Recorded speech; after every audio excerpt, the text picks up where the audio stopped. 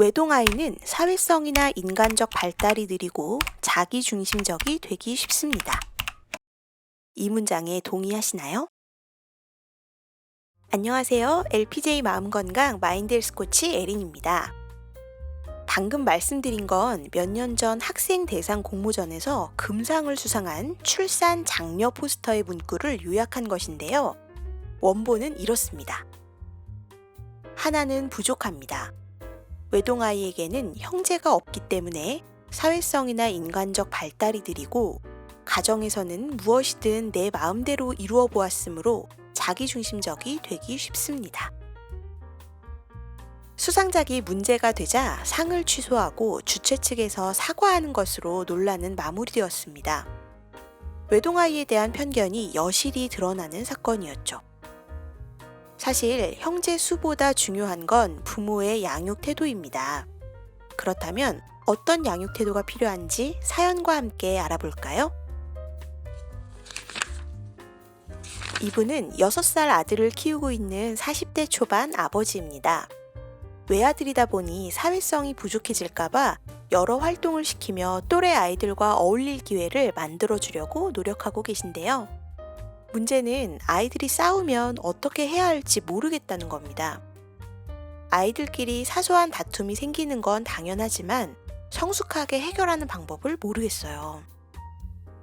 아들이 다른 아이를 괴롭힌다면 아이를 직접 혼내면 되니까 차라리 편할 텐데 괴롭힘을 당한 경우에는 참 난감합니다. 남의 집 아이를 나무라기도 어렵고 그렇다고 잘못한 게 없는 아들에게 무조건 참으라고 하는 것도 옳지 않은 것 같죠. 그쪽 부모님이 나서서 자기 아이를 훈육해주면 제일 좋겠는데 요즘은 그런 걸 기대하기도 어려운 시대라는 생각이 듭니다. 도대체 아이에게 상처를 주거나 억울한 마음이 생기지 않게 하면서 성숙한 자세로 훈육하려면 어떻게 해야 하는 걸까요? 자, 어떻게 하면 외동아이를 강인하고 야무지게 키울 수 있을까요? 의외로 간단합니다. 인간은 혼자일 때 강인해지고 자기 식대로 할 때 야무지게 되죠. 즉, 외동아이는 이미 강인하고 야무지게 자랄 수 있는 환경에 있다는 것입니다. 외동아이에게는 맞이의 모습도 있고 막내의 모습도 있어요. 믿음직한 응석바지라고 할 수 있습니다. 외동아이는 부모의 사랑을 독차지한 덕분에 심리적으로 안정되어 있고 긍정적이고 낙천적이에요. 혼자 있는 시간이 많다 보니 상상력과 창의력도 풍부해집니다. 능력 있는 어른들 사이에서 자라기 때문에 성인과의 관계에서도 뚜렷하게 자기 주장을 하고 독립적이며 유능한 성격으로 발달할 수 있어요. 생각보다 장점이 많죠. 물론 단점도 있습니다.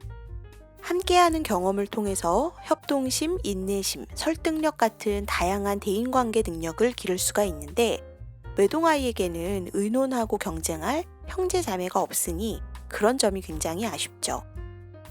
하지만 충분히 보완할 수 있습니다. 아빠가 형제가 되고 엄마가 자매가 되어주면 됩니다. 또 좋은 친구가 되어주기도 하고요.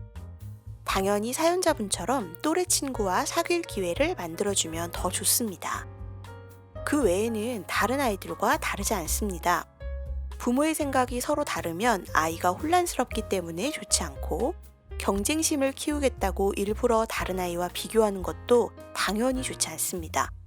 굳이 그러지 않아도 경쟁심은 이미 인류의 유전자에 내재되어 있거든요.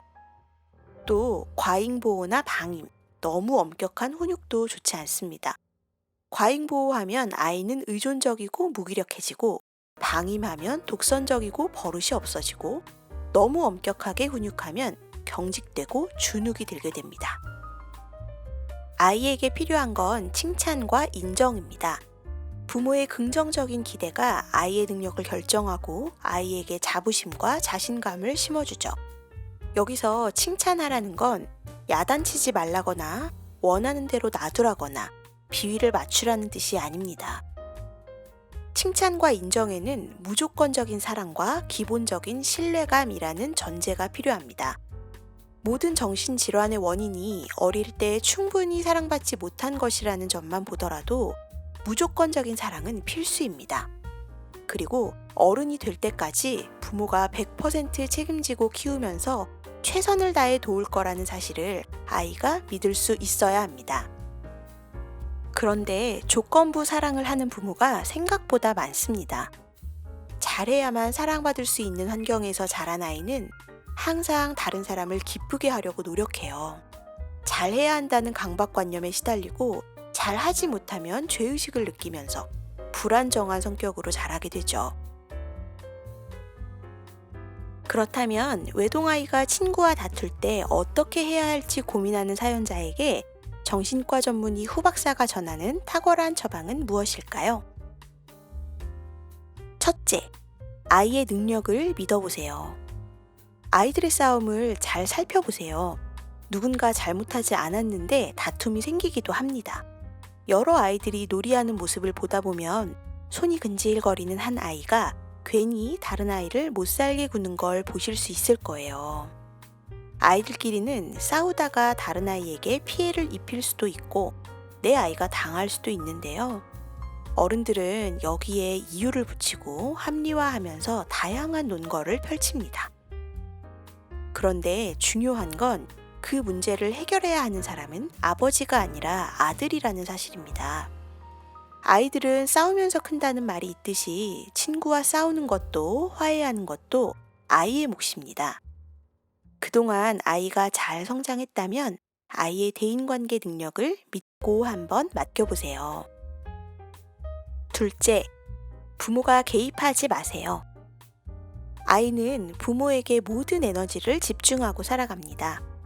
부모가 놀아주지 않으면 자신에게 문제가 있다고 생각하고 사랑한다는 말을 하지 않으면 자신에게 결함이 있다고 생각해요.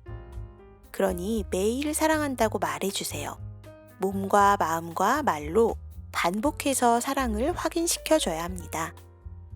자부심과 자신감이 있는 아이는 웬만한 일에 상처받지 않고 쉽게 억울해하지 않아요. 나는 내가 좋다. 나는 할 수 있다. 라고 자주 외치게 하는 것도 좋습니다. 그동안 아이를 잘 훈육했다면 아이의 잠재 능력을 믿고 한번 맡겨보세요. 셋째, 함께 전략을 세우세요. 한가한 주말에 아이와 함께 진지하게 토론해보는 겁니다. 다른 아이에게 당하지 않는 법을 함께 연구하는 거죠. 이때는 아이의 창의적인 의견이 제일 중요합니다. 때로는 부모가 훌륭한 역할 모델이 되어줄 수도 있겠죠. 함께 멋진 전략을 짜보세요. 모든 성공은 모방과 전략에서 나옵니다. 처음에 말씀드린 출산 장려 포스터 문장 기억하시나요?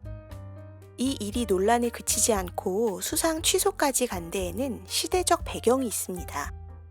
이제는 편견을 알아차리고 개선하자고 목소리를 낼 수많은 외동아이와 외동아이 부모님이 계신 덕분인 거죠. 우리나라에서 외동아이를 둔 가정의 비율은 이미 50%를 훌쩍 넘어섰습니다. 외동아이라서 생기는 문제가 있다면 이제 그 문제는 우리 모두의 문제라고 할 수 있을 겁니다.